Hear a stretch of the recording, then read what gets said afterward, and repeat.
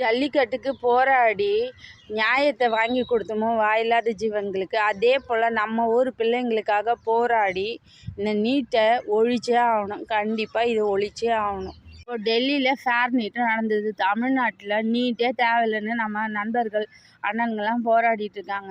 கண்டிப்பாக நீட்டு தேவையே கிடையாதுங்க. ஒவ்வொரு ஸ்டேட்டுக்குமே ஃபண்டு ரிலீஸ் பண்ணுறாங்க. அந்தந்த ஸ்டேட் முதலமைச்சர்கள் எல்லா காலேஜையும் கட்டுற மாதிரி மெடிக்கல் காலேஜும் கட்டணும்.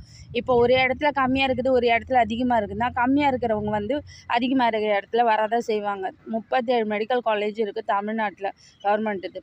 அது மட்டும் இல்லைங்க, இப்போ ஏழை மாணவனுக்கும் கல்வி கிடைக்கணுன்ட்டு தான் கவர்மெண்ட்டில் நிறைய சிஸ்டம் கொண்டு வந்திருக்காங்க. இப்போது மெட்ரிகுலேஷன், சிபிஎஸ்சி, கவர்மெண்ட்டு இது 3 மெத்தடு தான் இருக்குது. இந்த 3 மெத்தட்லேயும் படித்தே நிறைய பிள்ளைங்க ஃபெயில் ஆக தான் செய்கிறாங்க. நீங்கள் ஒவ்வொரு எஜுகேஷன் ஆஃபீஸரையும் போய் மீட் பண்ணுங்கள், எவ்வளோ திமிர பதில் சொல்லுவாங்க தெரியுமா? பிள்ளைங்களுடைய எதிர்காலத்தை எந்த ஹையர் ஆஃபீஸர் இன்றைக்கி மதிக்கிறாங்க?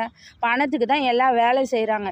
என்னமோ எல்லா இடத்துலையும் தரமாக எல்லா வேலையும் செய்கிற மாதிரி சொல்கிறீங்க. இன்றைக்கி ஏழை பிள்ளைகள் படிக்கணும்னா உடல் ஆரோக்கியம் இருக்கணும், பண வசதி இருக்கணும், பெற்றோர்களுக்கு அதை தாங்கக்கூடிய சக்தி இருக்கணும், பிள்ளைங்களுக்கும் போக்குவரத்து வசதி இருக்கணும். இதெல்லாம் இல்லாமையே இன்றைக்கி எவ்வளோ மாணவர்கள் கஷ்டப்படுறாங்க தெரியுமாங்க? நீட்டு தயவு செய்து தமிழ்நாட்டில் இல்லாமல் இருக்கிறது தான் நல்லது. ஏன்னா எங்கள் பிள்ளைங்க இன்னும் பண வசதி இல்லாமல் இருக்கிறவங்க நிறைய பேர் கஷ்டப்படுறவங்க இருக்காங்க. ஆனால் திறமையானவங்க இருக்காங்க. படித்தவங்கெல்லாம் பெரிய ஞானிங்களாம் கிடையாது. படிப்பு குறைவாக இருக்கவங்களாம் முட்டாளும் கிடையாது. அதாவது படித்து பெரிய புரட்சி செஞ்சிடற மாதிரி இங்கே நிறைய பேர் பேசுகிறாங்க. படிக்காத பெரிய பெரிய தலைவர்கள், உலகை ஆளக்கூடியவங்க, நாட்டை ஆளக்கூடியவங்களாம் இருக்காங்களே. தயவு செய்து இந்த நீட்டை தூக்குங்க.